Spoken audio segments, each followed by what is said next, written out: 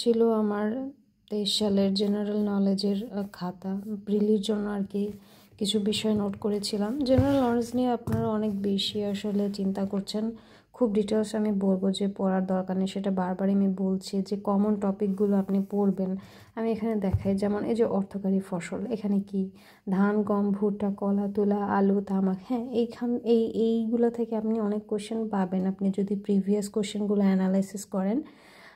যে চা শীর্ষে কোন জায়গা, ঠিক আছে, বা হচ্ছে পাটের উন্নত জাতগুলো কোনগুলো, রাবার হচ্ছে কোথাও উৎপাদন করা হয়, বা কৃষিভিত্তিক প্রতিষ্ঠান।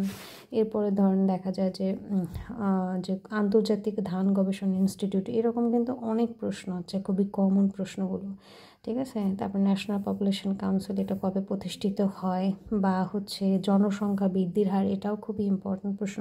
এরকম আপনি প্রশ্নগুলো অ্যানালাইসিস করবেন, প্রিভিয়াস প্রশ্নগুলো, এগুলোই আপনি আসলে বারবার রিভাইজ করতে পারেন এবং সাম্প্রতিক বিষয়গুলো তো আসলে অ্যাড রাখবেনই।